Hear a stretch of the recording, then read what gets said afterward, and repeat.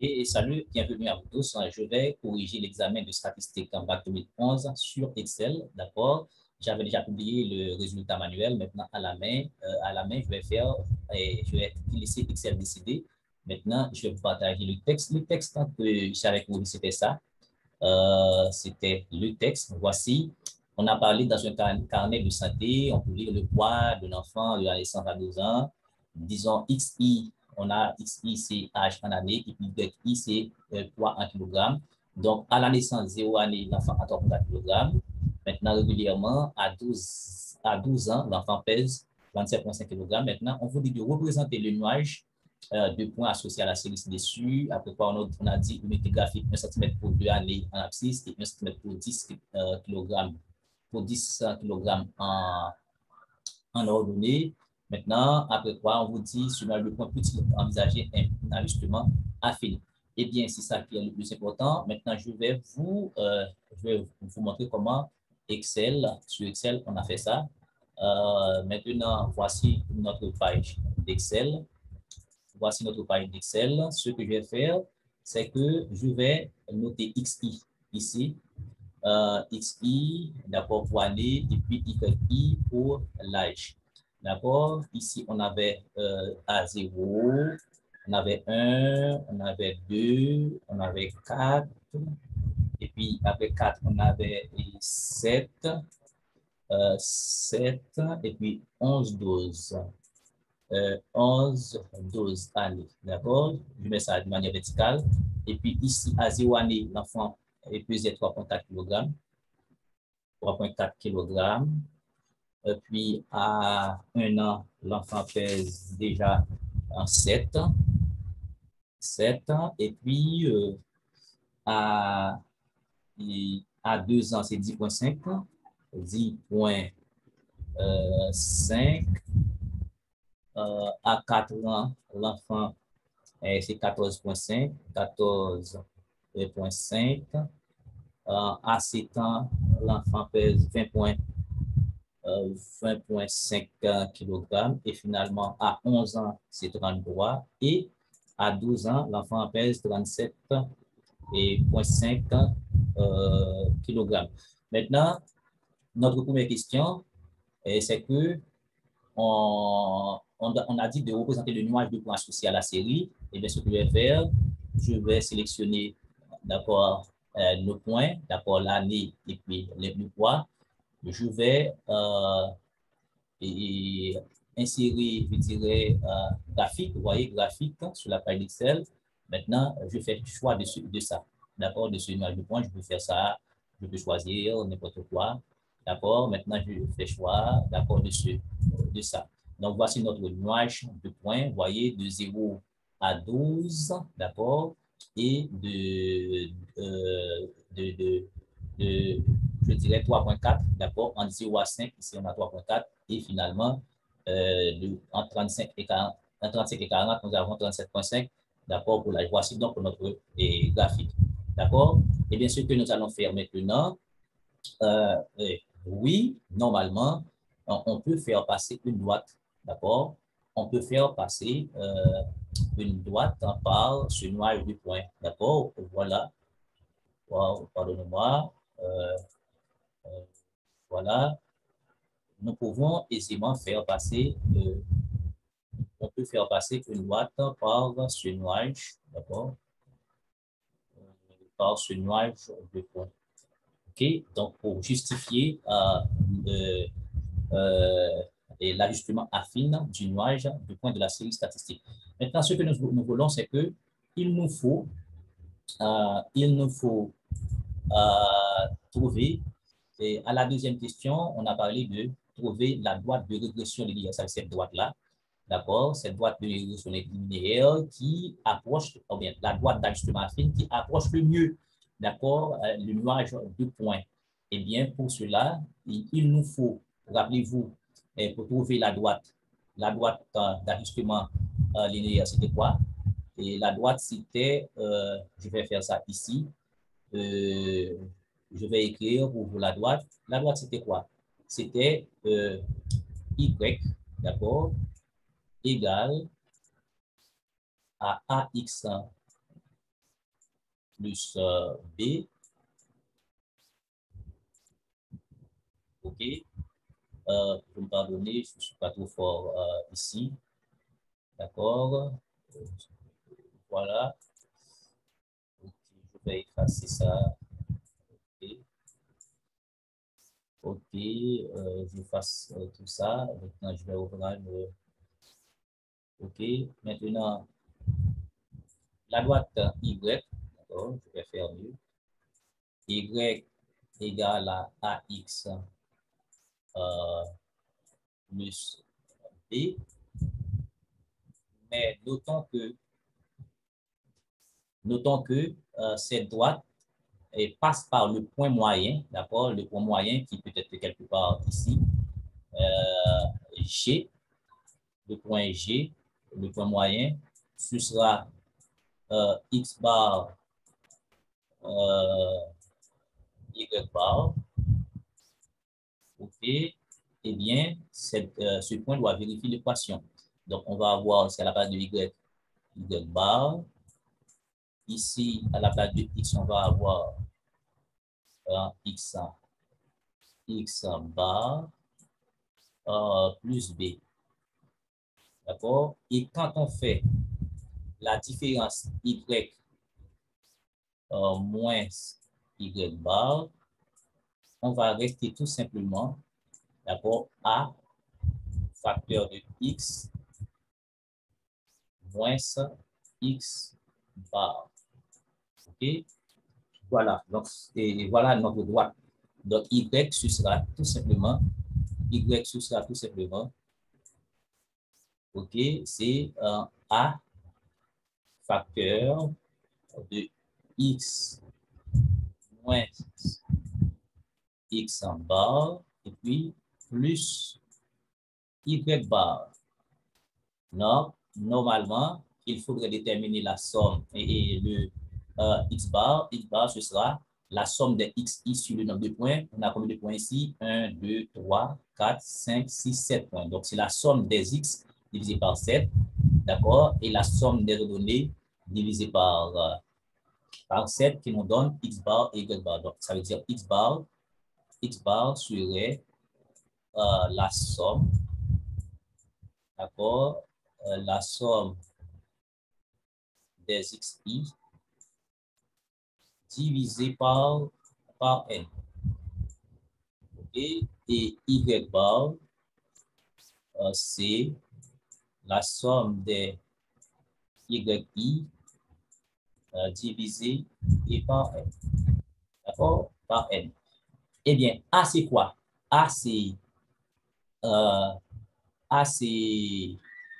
la pente. C'est ça qu'on appelle coefficient, et la pente, ou bien coefficient angulaire de la droite. Donc, A, je dirais, d'accord, A, ce sera, A sera, c'est covariance, A, d'accord, A, c'est covariance, d'accord, de X, Y, d'accord, et le tout sur variance de X. Donc, variance de X. Mais, et covariance, je vais écrire ça ici, covariance de X, Y, covariance de X, Y n'est autre que, je dirais, moyenne, d'accord, des Y du produit, moins le produit des moyennes. D'accord? D'accord? C'est moyenne du produit des X, Y et par moins le produit des moyennes, moyenne de X par moyenne de Y. Et pour cela, il nous faut justement se rendre ici pour construire une colonne des XI carrés. D'accord? Il nous faut construire une colonne des XI carrés. OK? XI carré. Et puis ensuite, parce que normalement, vous remarquez, pour avoir, et bien entendu, je dirais, et la variance, je n'ai pas écrit pour la variance c'est la moyenne du carré de la variable moins le carré de la, le carré de la moyenne. Donc la variance, V de X que je mets ici, V de X pour la variance. Donc, pour trouver le coefficient, la pente, il faut avoir aussi la variance. La variance, c'est la moyenne du carré moins le carré de la moyenne. D'accord? Moins le carré de la moyenne. OK? Eh bien, rapidement, je dois avoir aussi y carré. D'accord? Y carré. Ensuite, selon ce que nous avons là, il nous faut le produit des xi. Eh bien, il faut avoir xi, xi, y. Eh bien, normalement, ce que nous allons faire, nous allons chercher ici xi carré. Eh bien, pour trouver xi carré, sur Excel, on fait égal. D'accord? Et puis, on se rend en xi. Et puis, on met ça au carré. D'accord? On met ça au carré. Donc, sur mon clavier, c'est Shift 6 qui nous donne x carré. Et puis, je fais Enter. Ça me donne 0 parce que c'est 0 au carré. Et puis, pour faire tout, d'accord, il suffit de mettre la petite croix ici. Et puis, on descend. Donc, ça vous donne tous les résultats automatiquement. Donc, c'est ça l'importance de l'Excel. Je vais faire pour YI, la somme des y au carré. Je fais égal et que je prends ici. Et puis, je mets ça au carré. OK? Et puis, je fais Enter. Et puis, je retourne dans la cellule. D'accord? Et puis, voilà, je glisse jusqu'en bas. Donc, ça me donne tout le résultat. Et il nous faut également XY. Voici XI. D'accord? Voici YI. Eh bien, je vais mettre ici égal. Je vais faire XI multiplié par YI. YI, voici YI. Ça met automatiquement pour nous.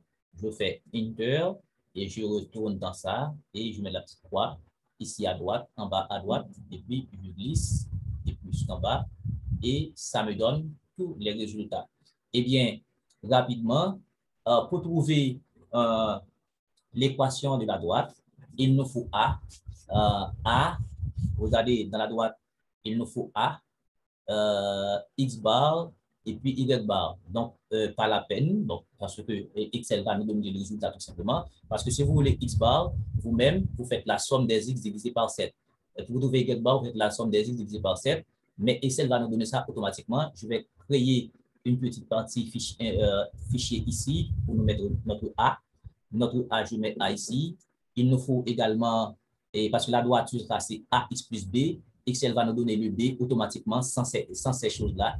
Tous ces détails-là, Excel ne va pas s'intéresser, il va nous donner le résultat automatiquement. Et j'insiste même à trouver le coefficient de corrélation qui nous donne le degré, d'accord, le niveau de relation qui existe entre les deux variables X, et Y, donc la corrélation entre X et Y.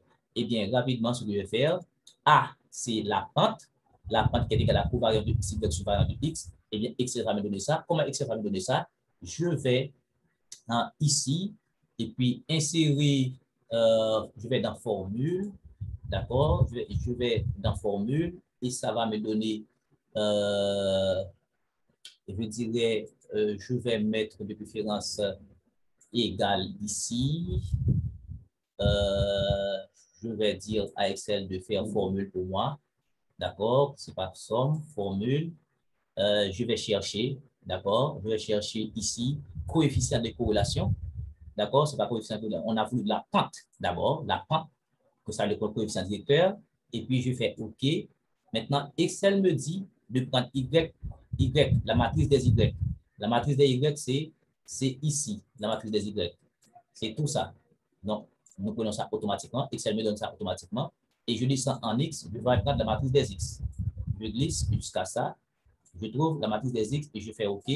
Rapidement, il me donne 2,68 et c'est ça qu'on a trouvé manuellement. Maintenant, pour trouver B, d'accord, pour trouver B, je vais faire pareil. Je vais dire égal. Maintenant, B, c'est quoi? C'est l'ordonnée à l'origine. B, c'est l'ordonnée à l'origine. Quand on a une droite Y égale à AX plus B, A, c'est la pente coefficient directeur, ou bien B, c'est l'ordonnée à l'origine.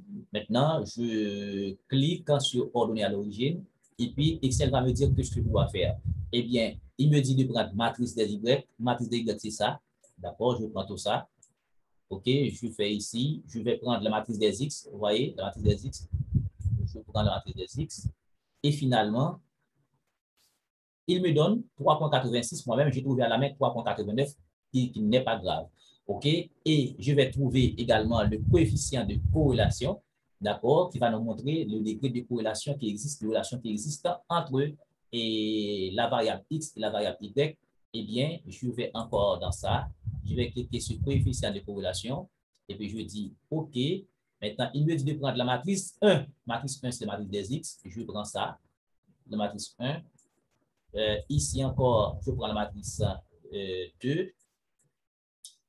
Et finalement, il me dit, j'ai un coefficient de corrélation 0,99, 56, etc. Donc, c'est ça que j'avais trouvé normalement et à la main. Donc, par Excel, nous allons vérifier. Donc, j'invite nos élèves à regarder tout ce que j'ai fait ici sur Excel et à reproduire, à faire de même jusqu'à ce que vous pouvez vérifier vos calculs chez vous, d'accord, et pour avoir pour avoir une certitude de ce que vous allez faire aux examens. Et cela, je ne sais pas, pourra vous aider à la longue. Donc, si vous calculez la moyenne, d'accord, vous allez voir, et quand vous faites ça, la moyenne des X, la moyenne des Y, et que vous prenez la pente et vous remplacez ici, vous allez trouver, d'accord, une droite, d'accord, une droite.